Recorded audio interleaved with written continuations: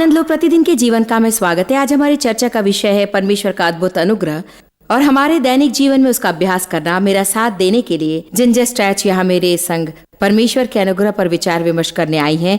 वो हमारे television producer हैं। उनके अनुभव को सुनाने के लिए मैंने उन्हें आमंत्रित किया कि वे सब कुछ कैसे कर लेती है। जिंजर, स्वागत है। मुझे खुशी हुई। ये प्रश्न तो आपसे करना चाहिए क्योंकि मेरे अनुसार आप सबसे अधिक काम करती हैं। मैंने ये कहना छोड़ दिया कि मैं बिजी हूँ और अब मैं कहने लगी कि मैं फलवंत हूँ। ये बहुत अच्छा है, क्योंकि व्यस्त रहने और फलवंत होने में काफी अंतर है। लेकिन मैं जानती हूँ कि मैं जो कुछ करती हूँ प्रभु के अनुग्रह से करती हूँ। कुछ हफ्तों पहले हमने इस स्टूडियो पर यहाँ कुछ इंटरव्यूज लिए और हम सुबह 4:30 बजे से काम करने लगे थे। देश भर के समाचार केंद्रों से संपर्क करते हुए हम मेरी एक नई पुस्तक पर चर्चा करते रहे और सारा दिन हर 5 मिनट में आपका साक्षात्कार होता रहा। बिल्कुल सही कहा। ये तो बड़ी बात है। और मुझे लगा कि मैं केवल 1 घंटे यहाँ पर थी। यदि परमेश्वर सामर्थ देता है तो ऐसा ही होता है, क्योंकि वही परमेश्वर का अनुग्रह है। हमें सामर्थ बनाने की शक्ति।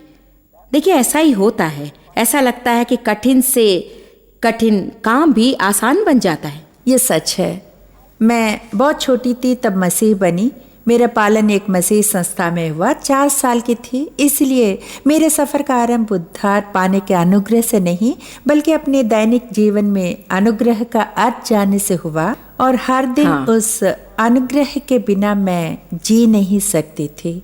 अधिकांश लोग जो अपने जीवन के उस मूड पर रहते हैं जहाँ वे एहसास करते हैं कि मेरी कोशिश बेकार है, एक मसीह होते हुए भी मैं नाकामयाब हूँ, उन्हें कुछ और चीज की जरूरत पड़ती है। देखिए जिंजर, आपने कहा मैं जी नहीं सकती थी, तो मैं लोगों को यकीन दिलाना चाहती हूँ कि इसका तात्पर्य ये नहीं कि आप मर जाती, बहुत दुखी रहती। ये कि आप बहुत ही दुखी रहते। और इसी को शायद दुनिया वाले चलता फिरता मुर्दा कहते हैं। चलते फिरते तो हैं लेकिन उनका जीवन नीरस होता है, उनमें खुशी नहीं होती। वे हमेशा निराश रहते हैं, संघर्ष करते हैं, परेशान। आप एक मसीह होते हुए भी ऐसी हालत में रहते हैं और ये बात मुझे बहुत परेशान करती है। परमेश्वर के अनुग्रह का अर्थ है कि उससे मदद मांगना सीखना, उस पर भरोसा करना तथा उस पर आश्रित रहना सीखना और फिर विश्वास से उसे पाना।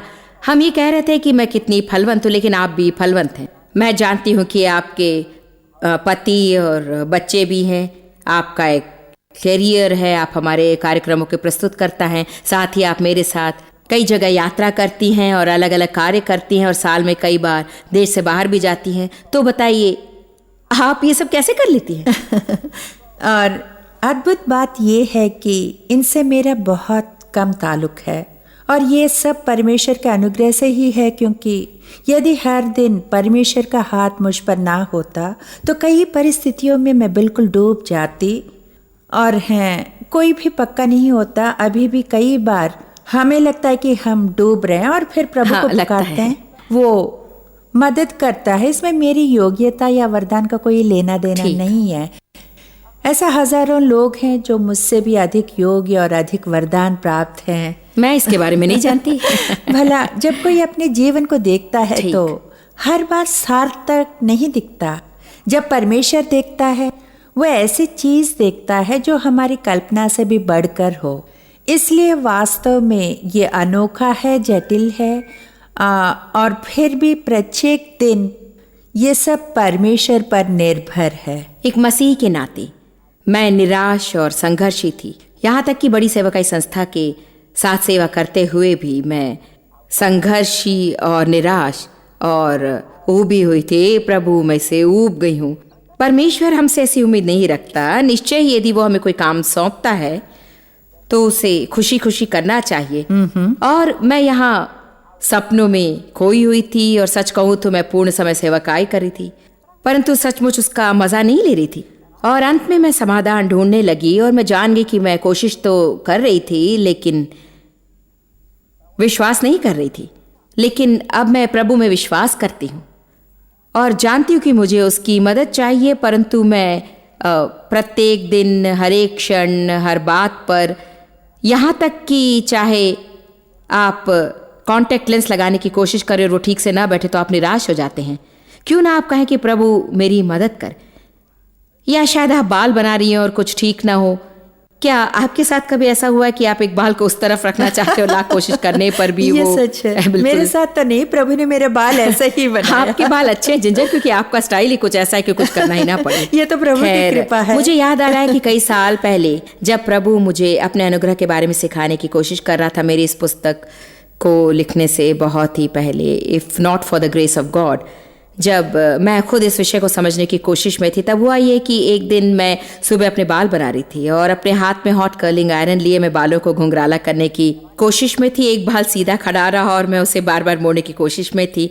जितनी भी कोशिश की वो जरा भी नहीं मुड़ा, बस सीधा ही रहा और मैं बहुत ही परेशान होने लगी। मुझे याद है कि पहले जब मैं परेशान होती तो अपने बालों को ऐसा वैसा छोड़ देती और मैं कहती जाने दो, परंतु अब मैंने परमेश्वर के अनुग्रह के बारे में जान लिया, इसलिए कहती हूँ अच्छा प्रभु, कृपया बाल बनाने में मेरी मदद कर।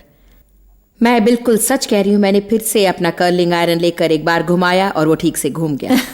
प्रभु मुझे ये यकीन दिलाना चाहता था कि मेरे बिना तुम कुछ नहीं कर सकती। मैं जानती हूँ कुछ लोग सोचेंगे ओ ये तो बेवकूफ़ी है, बाल संवारने के लिए मुझे प्रार्थना की ज़रूरत नहीं। खैर नहीं, मैं हर दिन हर एक चीज़ के लिए कोई प्रार्थना सभा नहीं चलाती हूँ, पर जब भी किसी तरह की मुझे परेशानी होती है तो मैं समझ जाती हूँ कि मुझे अपने जीवन में प्रभु का अनुग्रह चाहिए। ठीक कहा। वास्तव में मेरे जीवन में एक काल ऐसा था जब प्रभु ने मुझे सिखाया कि निराशा माँ संबंधी है।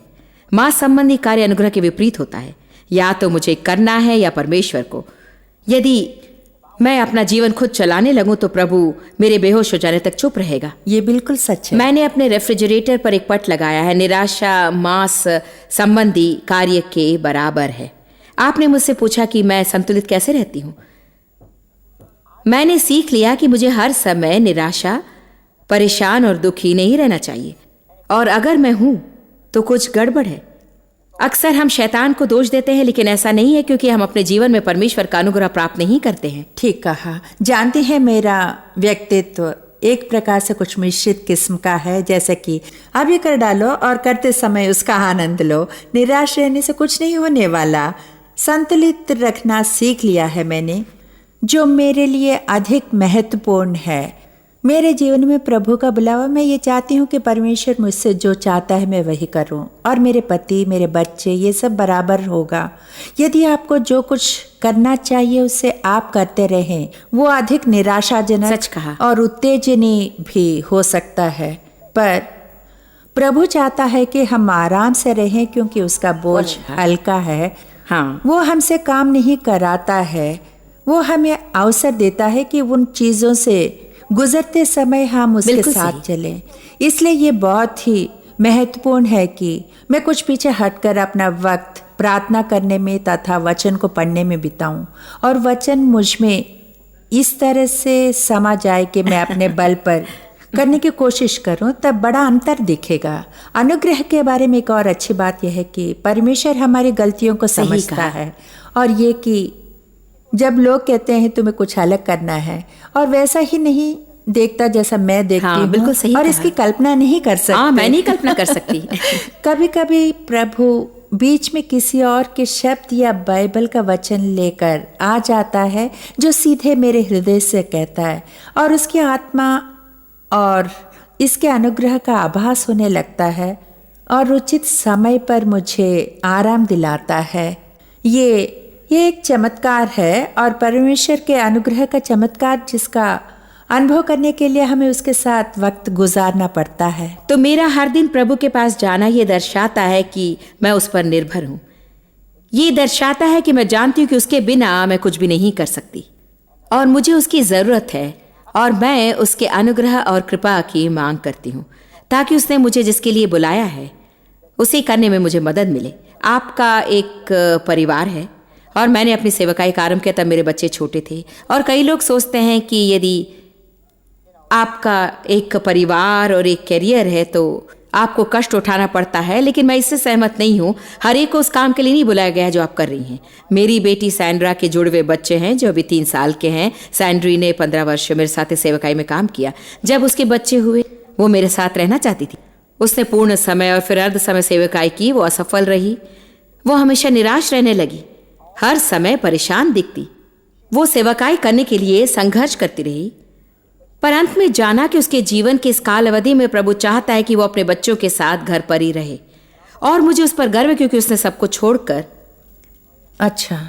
अपनी जीवन शैली को पूरी तरह से बदल लिया ताकि बच्चों के साथ वो घर पर ही रह सके। वो एक छोटे से घर में रहने लगी।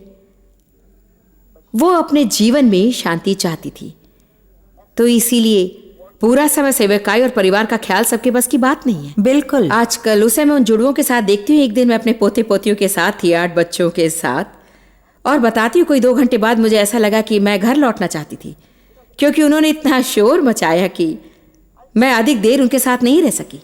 पर देखिए, उसमें इतना अनुग्रह है कि वो उनके साथ घर में रह सके और उनके लिए एक उत्तम माँ बनी रह सके। प्रभु ने आपको अनुग्रह दिया कि आप अपने करियर के साथ बच्चों का भी ध्यान रखें। उसने मुझे अनुग्रह दिया, लेकिन शुभ संदेश है कि हर एक को एक ही काम नहीं करना है, और उन्हें आपको और मुझे देखकर ये नहीं सोचना चाहिए कि मैं बेकार हूं, मैं उनकी तरह महान कार्य नहीं कर पा रही हूं। आप वही कर सकते हैं जिसे करने के लिए अनुग्रह प्रभु देता है। ये कई लोगों को आजाद करने वाली बात है। सच कहा। क्योंकि जो कुछ यहाँ हम कह रहे हैं वो मेरे अनुभवों के बारे में नहीं है, वो उनके बारे में जिनसे मैं गुजर रही थी। समझ गई कि परमेश्वर के अनुग्रह ने उसे बदल दिया। ये उन नारियों के बारे में है जो घर पर निराश रहते हैं कि उनके परिवार के साथ समय नहीं बिता सकते और उसे लगता है कि वो नाकामयाब है, परंतु परमेश्वर ऐसी हालत में उसे आराम दिलाना चाहता है। या उसे पुरुष के बारे में है जो कठिन मेहनत करके घर लौटता है और निराश रहता है। ये सब परमेश्वर के अनुग्रह पर निर्भर है कि वो हमें कहाँ रखता है। बिल्कुल ठीक कहा। आज सवेरे मैं रोमियो का 12वां अध्याय पढ़कर अनुग्रह के द्वारा नामक पुस्तक में दी गई व्याख्या पर बहुत ही ज्यादा विचार कर रही थी। पौलुस ने कहा, क्योंकि मैं उस अनुग्रह के कारण जो मुझको मिला है तुम में से हर एक से कहता हूं कि जैसा समझना चाहिए उससे बढ़कर कोई भी अपने आप को न समझे, पर जैसा परमेश्वर ने हर एक को परिमाण के अनुसार विश्वास दिया है वैसा ही समझे। तो यहाँ वो कहता है कि जो कुछ तुम कर सकते हो, सबसे पहले उसने कहा मैं तुम्हें चेतावनी देता हूं, परंतु ये सब मैं परमेश्वर के अनुग्रह से ही कर रहा हूं। पौलुस कलीसिया में एक प्रेरित था और उसने सख्त चेतावनी दी, लेकिन उसने कहा मैं आपको सुधारने की कोशिश इसलिए नहीं कर रहा हूं कि मैं कोई महापुरुष हूं। मैं इसे विनम्रता से करता हूं क्योंकि मैं इसी के लिए बुलाया गया हूं और ये परमेश्वर का अनुग्रह है। इसीलिए वो कहता है मैं तुम्हें चेतावनी देता हूं कि जो कुछ तुम कर सकते हो, ये मत समझो कि तुम महान हो और अपनी महत्ता की बुलंद कल्पना न करो इस बात पर कि तुम ये करते हो या वो या कुछ और। हम सबको ये समझना चाहिए कि जो कुछ हम करते हैं हम उसे प्रभु के अनुग्रह और कृपा से ही करते हैं। मैंने लगभग 70 पुस्तकें लिखी हैं और लोग मुझसे हमेशा कहते हैं कि आपने 70 पुस्तकें कैसे लिखी। जंजर मैं सच कह रही हूँ कि मुझे बिल्कुल भी याद नहीं कि मैंने ये सब कैसे किया और कब किया। मैं खुद उन्हें देखकर सोचती हूँ कि मैंने ये सब कब किया। परमेश्वर का अनुग्रह आपको जिस काम की योग्य बनाते वो बहुत ही आश्चर्यजनक है। और मुझे लगता है कि आज ऐसे लोग इस कार्यक्रम को देख रहे हैं जो उन लोगों की तरह जो हार मान जाते हैं अपने विवाह से, परिवार से, अर्थव्यवस्था से, अपने आप से, अपने वजन से, यानी कि सभी चीजों से। परंतु यीशु ने कहा, हे सब परिश्रम करने वालों और बोझ से दबे मेरे पास आओ, मैं तुम्हें विश्राम दूंगा।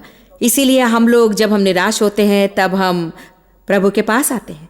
मैं हमेशा आपसे कहती हूँ कि अलग रहने के लिए आपको अलग होना है। हाँ। दूसरे शब्दों में यीशु ने कहा अलग होकर मेरे साथ कुछ समय बिताओ। और अंत में मैंने जाना कि यदि मैं वैसा ना करूँ, यदि मैं अलग ना हूं तो मेरा हाल कुछ अच्छा नहीं रहेगा। इसीलिए प्रभु का अनुग्रह इतना अद्भुत है कि वो न केवल हमारा उद्धार करता है, अनुग्रह के द्वारा हमारा उद्धार हुआ है, लेकिन हम अनुग्रह के द्वारा जीना भी सीख सकते हैं। ये सच है, बिल्कुल सच। जिंजर हमारे साथ यहाँ कुछ वक्त निकालने के लिए आपका धन्यवाद। हम आपको कैमरा के पीछे भेजेंगे। मैं इस कार्यक्रम को पूरा करने से पहले कुछ निर्देशन देना चाहूंगी। हम आपको दिखाएंगे कि परमेश्वर ने 2 अलग अलग व्यक्तियों के जीवन में परमेश्वर ने क्या किया। ठीक इसके बाद पिछले 2 दिनों से मैं आपको अपनी पुस्तक जिसका शीर्षक है if not for the grace of God से कुछ सिखा रही थी। परमेश्वर का अनुग्रह हमारे जीवन में महान चमत्कार करता है। चाहे आपकी जितनी भी परीक्षाएं और पीड़ाएं हो, यदि आप उन सब के बीच परमेश्वर के अनुग्रह को पाना सीख लेंगे तो आपकी सारी असंभावनाओं को संभावनाओं में बदल देता है। और हाँ, लगभग सब कुछ मनुष्य के लिए असंभव होगा, परंतु परमेश्वर के लिए कुछ भी असंभव नहीं है। आगे हम जिस दंपति से मिलने वाले हैं उनके वैवाहिक जीवन में बहुत ही गंभीर समस्याएं थी और वे आपको बताएंगे कि परमेश्वर के अनुग्रह ने उनका जीवन कैसे बदल दिया। ऐसी कोई भी गहरी खाई नहीं है जहां तक वो पहुंच न सके। आपकी परेशानी चाहे कुछ भी हो, परमेश्वर उसे दूर कर सकता है। 30 साल से अधिक काल के वैवाहिक जीवन को मुड़कर देखने पर जेरोल्ड और मैविस को हैरानी होती है कि परमेश्वर ने दो टूटे और दुखी लोगों के लिए क्या किया जिनका आपसी रिश्ता उलझा पड़ा था। मैविस सिर्फ 17 साल की थी जब उसका विवाह 24 वर्षीय जेरोल्ड से हुआ। वो कुछ यौन संबंधी गंभीर पहलुओं को लिए विवाह सूत्र में बंधी। उसका कहना है कि जब वो 9 साल की थी तभी से उसके साथ बलात्कार किया गया, ऐसे आदमी द्वारा जो तब उसके परिवार के साथ रहता था। सबसे बुरी बात है खुद को नीच समझना। मुझ में आत्मविश्वास नहीं था, लेकिन सालों बाद जब मैं बड़ी हुई तब मैंने आत्मविश्वास बाहरी रूप से जगाने की कोशिश की। मैं व्यावसायिक रूप में बिल्कुल ठीक थी, परंतु अंदर ही अंदर कुछ बातें दबी पड़ी थी। मैं दूसरों पर अधिकार करती थी। जेरोल्ड अपनी समस्याओं से निपट रहा था। माताजी और नानी द्वारा पालन पोषण किए गए सुदृढ़ व्यक्तित्व वाले जेरोल्ड ने प्रतिज्ञा की कि वो दोबारा कभी किसी स्त्री को अपने ऊपर अधिकार करने नहीं देगा। ऐसा काल था जब मैविस की बातों को मैं नहीं सुनता था। वो काले को काला कहती थी तो मैं कहता था ये सफेद है। वो कहती आओ यहाँ पर चलो तो मैं कहता वहां जाओ। वो कहती ऊपर चलो तो मैं नीचे जाता, इस कारण से कि वो मुझ पर अधिकार न करें। शायद मेरी अपनी समस्याओं की वजह से मैं ऐसा था, और सचमुच मैविस भी कुछ समस्याओं में थी। शायद इसीलिए मैं जो भी करता था शायद उससे वो खुश नहीं होती थी। धीरे धीरे जेरोल्ड अपने नए सहकर्मी के संग अधिक देर काम में लगे रहने लगा। मैविस परेशान होकर उसे चेतावनी देने की कोशिश करती। मैंने उससे कहा कि वो बेवकूफ और मूर्ख थी। मैं कहता उससे अपनी अनुभूतियों की कदर नहीं करनी चाहिए और उसकी बातों का कोई मतलब नहीं था। और वैसे सब ठीक था, परंतु हर बार जब मैं धोखे पर धोखा उससे देता गया तो अंत में मैं ऐसे जाल में फंस गया और अंत में मैं उसे छोड़ के चला गया। वे लगभग 5 महीने अलग रहे। मैविस के लिए इससे बड़ा दुख और कुछ भी नहीं था। यदि एक शब्द में कहूँ तो वो नर्क था। वो तो बहुत ही भयानक था। कभी कभी दर्द सहा नहीं जाता था। मैंने सचमुच आत्महत्या करने की कोशिश की। कुछ महीने बिछड़े रहने के बाद अंततः प्रभु जेरोल्ड से निपटने लगा। एक रात में बिस्तर पर लेटा था और मैं सोच रहा था कि कुछ न कुछ होना ही चाहिए। प्रभु को कुछ करना होगा। और उसने कहा कि या तो उसकी या मेरी बातों को सुनना होगा। और उसने कहा लेकिन तुम हम दोनों की बातें नहीं मान सकते हो। अब तक तो मैविस ने जेरोल्ड को तलाक के कागजात भेज दिए थे, इसलिए वो नहीं जानता था कि वो समझौते के लिए राजी होगी या नहीं, पर उसमें आशा थी। धीरे धीरे प्रभु ने उनके रिश्ते को पुनः जोड़ने में जेरोल्ड और मैविस की सहायता की। उन दोनों को अपने उन व्यक्तिगत समस्याओं से निपटना पड़ा जिनके कारण सालों से वे परेशान थे। मैविस को टीवी पर जॉयस की बातें सुनकर व उनकी पुस्तक ब्यूटी फॉर एशेस पढ़कर बहुत मदद मिली और ये सांत्वना मिली कि केवल वही एक नहीं है जिसका अतीत दुखदाई रहा, और ये भी कि परमेश्वर उसे भी छुड़ाएगा जैसे उसने दूसरों को छुड़ाया है। और पहली बार जेरोल्ड मैविस को वो दे सका जिसकी उसे सख्त जरूरत थी। मेरे ख्याल से प्रभु ने मुझे अच्छे सुनने वाले कान दिए हैं। मैं घंटों तक चर्च में लोगों की बातें सुन सकता था, उनकी समस्याएं या अन्य विषयों पर सुन सकता था, लेकिन जब मेरी अपनी समस्याओं को मुझे बताती थी तो बहुत ही मुश्किल था। इसलिए मुझे लगता है कि सबसे पहला काम जो प्रभु ने किया वो ये था कि उसने मुझे सही रास्ते पर लाकर कहा कि अब वक्त है कि तुम चुप रहकर सुनने लगो। मैविस के लिए सबसे बड़ी बाधा थी क्षमाहीन था। एक रात प्रार्थना करते समय उसे एक प्रकाशन मिला। एक दिन मैं घुटने टेक कर सोच रही थी जेरोल्ड इतना भयंकर काम कैसे कर सकता था, और मुझे लगा कि प्रभु मुझसे कह रहा था तुम कैसे सोच सकती हो, जेरोल्ड ने जो किया तुम नहीं कर सकती। उसकी बातों से मुझे गलती का एहसास हुआ। प्रभु इसका तात्पर्य क्या है? ऐसा लगा मानो उसने कहा यदि मैं एक क्षण के लिए अपने अनुग्रह का हाथ तुझ पर से हटा दूं तो तुम जान जाओगी कि तुम खुद क्या कर सकती हो। पिछले 2 सालों से वे दोनों साथ साथ रहने लगे हैं और आज उनका रिश्ता पहले से भी मजबूत है। ये परमेश्वर की विश्वास योग्यता और परमेश्वर पर उनके विश्वास की गवाही है। अभी हम कुछ नई बातें जानने लगे हैं क्योंकि हम समय साथ में बिताते हैं। हम एक दूसरे के बारे में जानने में समय बिताते हैं। ये उत्तेजनीय है और प्रसन्नचित है क्योंकि हमने फिर से विवाह शपथ ली है। हम कहना जानते हैं आई लव यू और सचमुच प्रेम करते हैं। हम ये कहना जानते हैं आई एम सॉरी और माफ़ करते हैं, और हम एक दूसरे से माफ़ी मांगना और माफ़ करना भी जानते हैं।